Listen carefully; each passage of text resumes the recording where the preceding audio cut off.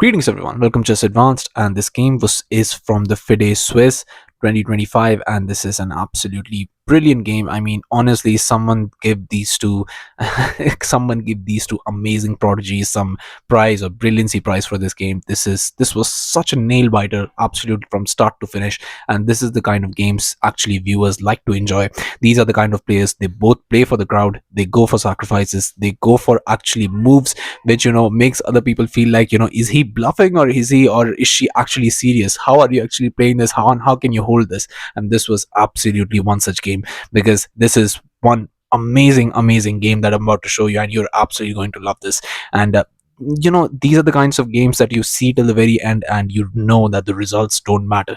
Whoever wins this game, it doesn't matter, because both these players have created this masterpiece of game that here we can enjoy, and we can actually analyze these games for hours and hours on end, complete day really. And this is absolutely one such game. So without further ado, let's start with this game. Here Divya, the magician of India, starts with d4, and we have Abhimanyu Puranik. He was his second in the World Cup, and maybe they have been analyzing and going for very nice opening and preparations way back even then. So I think he knows her very well, to know how she plays, how aggressively she plays, and how she's actually going to try and maybe outplay him, or maybe even somewhere along the line she can just sacrifice what she can play in preparation. So this guy actually knows her very well, and it's going to be very much difficult to play against. We also saw here how Gukesh in Katowice played against Duda, and Duda absolutely crushed him, because he knew too much about him, because he was his second. He knows how he plays, and that's what happens when a person plays with his second. It's always an insane game. It happened with Magnus, it happened with Gukesh. So let's see how Divya deals with this. Here now, just knight to f6, we have c4, e6, and knight to c3. This is the Indian game, East Indian defense. We have d5, c captures, and just e captures. So queen's gambit decline, we transpose into the exchange variation, bishop to f3, bishop to f5, but now just e3, c6, and f3. And f3 is a very nice inclusion to this, a very beautiful inclusion to this. There was only 117 games in the database, and yeah, this is going to be very amazing. Here knight to h5 was played, and now an even amazing move, which is this bishop captures on b8. And you must be thinking, well, what is happening here? If you just capture, now this is going to win a piece, so how can you actually tackle this? Well, this is the preparation. Abhimanyu Puranik is a really great person who prepares absolutely amazingly. This is what you have to understand. This guy's preparation is like do or die. Once you face his preparation, if you find the perfect move, well, you're absolutely most likely going to win the game. But if you don't, you cannot even hope to survive. That's how good he is. A rook caps on b8, but just g4 now. But the only move, queen to h4, and now your king has to run away. King to d2, knight to g3 now, trying to go for it, but just g captures. And now, yes, giving up the rook right from move 11. These guys are absolutely crazy. It just knight caps on h1, knight to h3, and bishop to d6. Bishop to g2 now, just castles. And yeah, this position looks so good, but you have to understand that that knight is never coming out alive. Whatever you do, if you go here, then just queen to e1, and yeah, this is pinned. Yeah, I'm just gonna win the knight back, and there is no point to actually make your position much worse. Rather, just give it for free, and most likely you can just focus on what you played this opening for, and that's the way to go about this. Queen caps on h1 was played, rook f to e8, but now just rook to e1. And you can see that rook to e1 is a move that Engine doesn't like, absolutely. But here rook to b8, and both players are now into territory after their opening preparation, where both of them doesn't know. I mean, they didn't know from the start, but Abhimanyu did, and this is definitely his preparation. But now he starts to burn some time, because till now he was just 136 on the clock, but I think for this move he took about 10 minutes, and that's very nice. He played this rook to e2, sorry, not not him. With a move like f4 here, you're absolutely amazing. I mean, you're amazing. But this is a very nasty Engine line, because you have to understand that f4 cuts off the queen. If you play c5 here and you try to go for the king with the central pawn, it cuts off the queen, and yes, you're most likely winning this game, because there is no counterplay. Even if you go for a move like c5 now, just knight captures on d5, c captures, but be mindful, don't go for e captures. Position opens up and you're just dead lost. So a move like e4, structure is very solid. You're just defending everything here, and yeah, that is 2 pieces for the rooks, but 2 pieces worth 2 pieces for the rook. So hit, but none of this happened. I mean, you're not going to find absolutely perfect moves against someone's preparation. So here, after rook b to d8, we have rook to e2. And the problem is, once you actually go for perfect moves, or you try to find perfect moves, you just burn too much time. And that is the point of preparation. If you allow your opponent to get into your head and try to go for, perfect moves against their preparation, you will be able to find them. But what is the point of finding perfect moves and just spending 15 minutes on each move? That is not the way to play chess. So it's okay if you make some mistakes, that's absolutely fine. But how to capitalize and how to include yourself into your position, how your individual style is, that's much more important. And I think that's what Divya does perfectly. Because hey, just c5, and c5 is a very beautiful move. And Abhimanyu, I think, took some 15 minutes here, and when he went for this c5, and that was very, very amazing. He finds the perfect move here, queen to e1, only move that doesn't lose the game right on the spot. So she finds it, and now it's going to be a challenge. You don't trade queens. If you trade queens, you're completely lost, by the way, because you're just, you have two pieces for the rooks. There is no way you're surviving the endgame. Queen to h6 was played, and now here king to c2. The king starts to run away, and Abhimanyu cannot handle that, because of the fact that if king starts to run away and king becomes actually, be in a spot where he's safe, it's going to be very, very difficult. Here, bishop to f8 was played, but now just comes queen to d2 and queen to c6. So position is still very much open. Here you can just capture and try to get into a very nice play, but both players are going to have to be very, very careful. But both players are playing perfectly, and that's what we want, because I mean, this position is very, very nice. King to b1 was played by Divya, and this is the best move. Here, just p5. Now starting an attack. First you started an attack towards the king side, now you're out there towards the queen side. So Abhimanyu is definitely just going at it. He's like, I'm just going to attack, and attack, because if I don't do that, I know if I'm able to, if Divya even finds one move to be able to trade the queens, the position is really favoring her. But that's what Abhimanyu doesn't want. Here, just e4 was played by Divya. We have d captures on e4 and just d5 attacking the queen. d5 is a brilliant move. Brilliant move, because here queen to a6, and you might feel like, what is this pawn structure? I mean, what are you doing? If the bishop was somewhere, just comes here, that would be absolutely amazing. But you don't need the bishop every single time. Here, just rook captures on e4, and rook captures is such a class move, and this is really a class structure. Because if you go for rook captures, then just pawn captures, and the structure is absolutely amazing. If you have a central structure like that with two pieces for the rook, there is no way Abhimanyu can do anything, and that's why he cannot capture this. He has to wait for Divya to capture it. Divya is never going to capture. So this is the whole point about this. b4 was played here in this position, trying to go for the knight, and now just going for knight to d1, the perfect move. We have c4, and those pawns are definitely marching forward, and it looks scary, but it's actually a bluff, because there is no way you can do anything with the pawns, but that's only with the perfect play, and you cannot find the perfect moves every single time. Here, queen to e2 was tried. So if you push now, just queen trade, and I'm very, very happy here. Queen to a4, not allowing this, but just knight h to f2. Knight h to f2 is a brilliant move by Divya. I mean, I'm not saying it, Engine is saying it, basically, because it defends this knight, and yeah, somewhere along the line, because you're gonna have to move the queen away, and you don't want that knight to be hanging there. That's definitely going to be very, very bad. Here, c3 by Abhimanyu. And it looks very scary, honestly speaking. It looks very scary. But at that time where he played this c3 move, I was just analyzing this game, because this game lasted a long time, and this just moved 16, and they're already down to like 12 minutes on the clock. So this game lasted a very long time. But I was just calculating this p3, and this p3 is such a nasty idea. I mean, when I saw it, as soon as he played c3, the first thought that came into my mind was b3. Do I want to play b3? Well, the thing is, I can actually go for b3. And if you're wondering about queen to a3, well, queen to a3 is a very, very nasty blunder, because here just rook captures, and yes, I can play queen captures, because this is covered by the knight. So b3 is something that Engine likes, and I'm glad that Engine likes that move, because not because I found it, but because of the fact that this looks very scary. I mean, to play this in a real game is what you have to understand. It's very, very dangerous, because not only you're going to have to worry about c2, you cannot even place a king there. Somewhere along the line, you're going to have to place the queen there, or some other piece, and it's going to have to remain there for the rest of the game. And that's the point about this, because I know these pieces are not that active, but do you really want to get a piece stuck there on this square for the rest of the game? Let's say even a knight. I mean, I don't think so. So here, after queen to c2 was played, I mean, this just feels more human, honestly. But queen to a6 now, and queen to a6 is a very nice move by Abhimanyu. And I mean, how do you even deal with this? Here, just knight to e3, and knight to e3 is really an amazing move, because you want to get those pieces actually away from the back ranks and get them developed. So that's what it does. Bishop to c5 now, rook f to d1, and now just rook to c8. This is very, I mean, this is heading into very dangerous territory, so you have to be very careful. And just bishop to f1. Bishop to f1 is a class move. Divya found this with, I think, she had like 3 minutes on the clock, so that's absolutely amazing. And the idea behind this is just move your queen away from here, and there is no other place you can move it along this file, so just move it away from here. That's the idea. And you can just start to develop, and you're going to be absolutely fine here once the queen moves from there. Queen to b6, here knight to c4 attacking the queen. That even comes with the tempo, so now you can get the other knight into the game. Knights are going to be defending each other, and it's going to be a really nice game.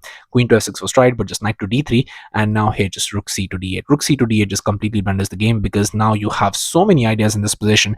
But here just bishop to d3 was tried. Bishop to d3 is a perfect move by Divya. This is the move that you want to play. All your pieces slowly but surely are getting coordinated, and that's what you want when you don't have two rooks. And somewhere along the line, b caps on c3 could become an idea, but you have to understand b caps on c3 is the same thing that I was saying about b3. It's just some things are just not humanly possible to play in a game, because you never even know if you're going to get crushed or this is going to be a brilliant move. So that's the thing. It just h5. Now Abhimanyu, he has to start maybe something here towards the queen side and king side both at the same time, because he wants to win the game and he doesn't have that many moves. He cannot make really bad moves in this position, otherwise those pieces are looking very coordinated and very amazing. So here a move queen to g2 makes much more sense, because knights are defending each other, bishop is defending the rook. If you capture the rook, I get a very nice pawn structure. There is no threat towards here, so the only piece that was not developed is the queen. So once the queen gets to a very nice, very fine diagonal, I mean somewhere along the line, that's going to benefit you. So I think that was the idea here. Rook caps on e4. If you go for this, f captures, position is amazing. I'm somewhere along the line going to push those pawns, maybe even get the knight into the game. You can understand this bishop is already very nicely placed, and there could be some checkmating ideas, so the position is going to be absolutely amazing. Here after h5 we have bishop back to f1, and bishop back to f1, you might be thinking, what is the idea here? Why bishop to d3 and why bishop back to f1?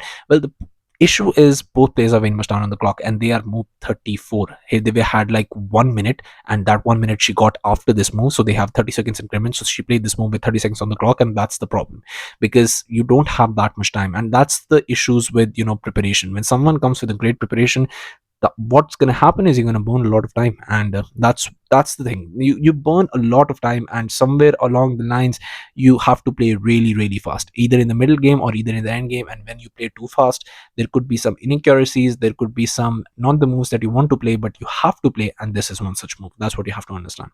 So here a5 was played by Abhimanyu. We have queen to e2 now, but just rook to f8. And rook to f8 is a bad move. I mean, you can see it. Both players are very much down on the clock. Here, Divya was 116, Abhimanyu was 211. So, I mean, these are bound to happen. But queen to c2 again, now trying to reach the time control. Rook f to e8, queen to e2. We have queen to g5, and queen to g5 just completely blunders the game, because what you want to play in this position is b captures on c3. Yes, you can open up the file, because there is a very amazing line that I'm going to show you. It just b captures and king to c2. This is the move that you want to find. Now whatever you do, if you are actually going for a move like bishop to b4, you have to understand that is not at all a good move, because this is just a pawn basically, and you can never allow the rook to get into the game. So what is the point of having this pawn when you cannot even allow the rook to get into the game? So defending it like that would be absolutely pathetic. But if you defend it like queen to f6, this makes much more sense. But after queen to d3, how do you even defend that pawn? There is no way you could defend that pawn. And bishop to b4, already the same idea. So rook to b8 now. Maybe if you don't capture, somewhere along the line something would happen, but queen captures, and king captures. If you go for this, then you are just basically down a complete piece. That's what the engine evaluation says, and most likely you're going to be losing this game. So he knows this, but with 30 seconds on the clock, you're definitely not going to find this move. Queen to g2 was played here. Queen to g2 she was supposed to play a few moves ago, but now she finds it with very little time on the clock. But it's just it's just very difficult with that much time. But that's the beauty of Swiss, because the Swiss system is somewhere along the line that you have like first 1 hour 30 minutes, then you have, after you reach the time control, 50 minutes, and there is even a second time control. So you can play this game for even 7 hours, technically speaking 7 hours. So all of this is possible. But here just queen to h6 was played, not trading any more pieces, and now just going for queen to e2, king to f8, and just queen to e1. Queen to e1 is the last move where she reached time control, but unfortunately it's a draw, and it's a draw because of the fact that there is a very nice move here. And Abhimanyu Puranik, with 2 minutes on the clock, definitely was calculating and waiting for her to move the queen out of this file, because as soon as you move the queen out of this file, I'm sure most of you would have seen this move, because the move is c captures on b2, and this is very very nice move by Abhimanyu. I mean, really applauding his play now, because this move you don't find with 2 minutes on the clock. And I think he was 1.5 minutes after this move. He got 2 minutes, but yeah, this is a very brilliant move. And both players have reached time control, so they have 50 minutes. And here Divya spent some 20 minutes trying to calculate what to do in this position. Queen to g3 was played by her. Queen to g3 is a very nice Divya move, saying with the fact that, she is really setting up a trap here, because now if you go for rook caps on d5, it seems like a very nice move, because you're just offering me a free pawn. I'm just defending the rook, so what is even the point here? But just rook caps on e8, king captures, queen to b8 check, king to e7, and now here knight captures on d5. Now you can capture, and there you don't even have to worry about mate, because that comes with a check, and there is only one square. Everything is covered here, so there is only one square. You have to go here, and a brilliant knight to e5 checkmate. So this is what Divya was actually planning, and this is very dubious indeed. I mean, really applauding her play here. Very dubious, because if actually Abhimanyu had gone for it, it would not have ended well. But Abhimanyu is, I mean, he's a really smart guy. I mean, he's not going to fall for such things. But in this position, Abhimanyu played a really nice move. Thing is, he played this rook he played this rook to c8.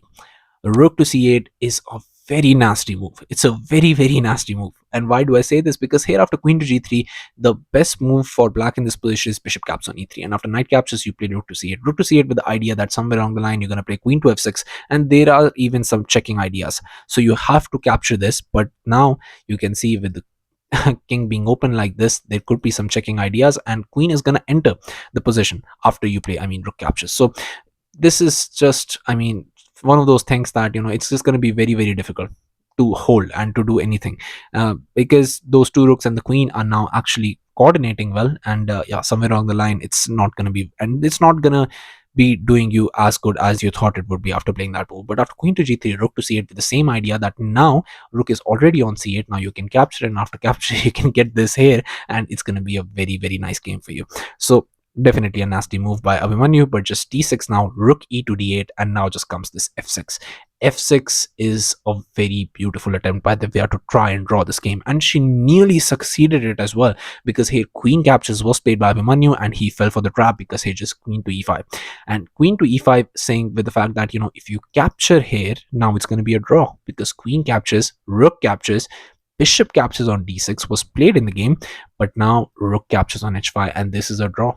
This is a draw after all of this said and done, after all the dust settles, after everything that has happened. This is a draw, and that's the whole point about it, because now g6 was played by Abhimanyu, but g6 was the last thread. This was the last move that, Abhimanyu tried to get a win into this game, and somehow, somewhere along the line, what happens is that you get a bit, after you realize that it's a draw, in your intuition, you know that it is a draw, and there is nothing your opponent can do. And that's the moment where you take a sigh of relief. And when you take that sigh of relief, somewhere along you just stop calculating, you just stop being on your toes, and that's when it happens, and that's when you make a little bit of inaccuracy. And this is what happened in this game. And yes, in this moment, Divya Deshmukh actually did not go for the best play. She did not, I mean, she would have found this move any day. If you ask her in her sleep, she would have found this move.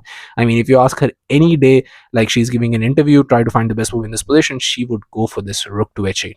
And this is the best move in this position, because after king to e7, rook captures, and after knight captures on a5, this game is completely drawn. You cannot even defend the pawn with bishop to e5, because this fork picks up the rook, picks up the piece. It's completely over. You cannot do anything.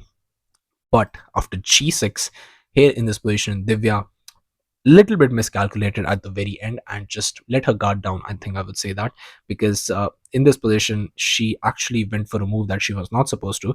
And maybe even after that, she could have drawn, but I'm just going to show you, and so you can actually see it, that, even in this play where these both players are absolutely playing the best chess of their lives, and this game is just proof of that. They're playing absolutely amazingly. These players are beyond geniuses. But here, rook captures on a5, and just a slightest of errors, and look at how good Abhimanyu Puranik is, because in this position he plays the perfect move, which is this bishop to c5, locking out this rook from the rest of the game. And now he's threatening the same move order, but in a different way now after 20 moves. And the idea is, once you go for this, bishop captures, knight captures, and then the rook comes into the party. You cannot even capture this because the rook comes in, and somewhere along the line there would be some check here where you would just pick up the bishop, and this is the whole point of this. And now you cannot capture king captures on b2. That would be a blunder. The move that you want to play here is rook captures on c5. But the problem is Divya Deshmukh was just 30 seconds on the clock, and yeah, this is just not good, because here after rook captures, king captures on b2, and with these two knights defending each other, bishop is there are no more checks on this file. I mean, everything is covered aside from this, and yeah, somewhere along the line you're going to win this pawn as well. And most likely here black would have to prove that this is a draw, and actually you cannot win this. Even with the two rooks, you cannot win this. I mean, this looks like, I mean, engine is saying it's 1.0, so black is basically a pawn up, but this is not something you can win this with these two knights being on the center of the board, with your pawns not even advanced. I know this is like 3 pawn islands, but still it's just very difficult to win. King caps on b2 was played by Divya, unfortunately, and here after bishop captures, we have knight caps on e3, and here Abhimanyu Puranik goes for it. He goes for rook to d2, and rook to d2 with the idea that after king to b1, if you go here, then just this is hit, and yeah, even if you capture this, this is completely over. So here king to b1 was tried, but just rook to e8 now. And last trick set up by Divya here, rook to d5, and now if you capture, so just this captures. I mean, definitely Abhimanyu has played a spectacular game. He's not going to fall for it. I mean, both of these players have played a spectacular game. You cannot judge someone by the mistake they made just at the very end in the end game, because I mean, from the very start, these players have been just grinding it out. I mean, spending hours and hours. I think this game was the last game to end just before, I think, Alireza's game. So this is just absolutely amazing the way they have been playing, and just hats off to both the players. I mean, spectacular play. I mean, no matter what you, what you say here, this is just a beautiful, beautiful game, and this is why I'm analyzing this game, and this is over 21 minutes, because of the fact that this game is so beautiful, and actually the people who want to learn will learn a lot from this. And I mean, just my highest appraise to both of these players. This game doesn't matter who wins this game, doesn't matter who scores the point out of this game. This game is a beautiful game and just shows how genius both of these players are, and definitely the future of Indian chess. And here rook to f2 was played, but now just comes this hey, rook to d3 doesn't work because his rook captures, and it was on this move, on just move 51, that Divya Deshmukh resigned the game. And here Abhimanyu Puranik takes this game, but with a very, very close margin, and definitely he would know it as well, because I mean, the way that these players have been playing, it just shows that these are going to be, in a few years, they're going to be at the top of their game, not just in women's section for Divya, and she's going to play amazingly even in the open section, and her gameplay is showing that every day. She's just 19 years old, and Abhimanyu is just 25. Both of them have been playing spectacular chess. These are the absolutely genius prodigies who are going to bring a lot of glory to India and a lot of glory to their name, and definitely a huge applause to their gameplay. This is one of the best games that I analyzed from FIDE Swiss, and this, what I wanted this to be the first game that I ever analyzed of FIDE Swiss, because this was absolutely amazing. And yeah, these are going to be the future of chess. Just look at them. We have Divya Deshmukh with the white pieces, and here Abhimanyu Puranik with the black. So yeah, thank you all for watching. I'll be coming back with with such amazing games, so stay tuned to the channel, stay updated, and I'll be seeing you guys very, very soon. Thank you very much for watching.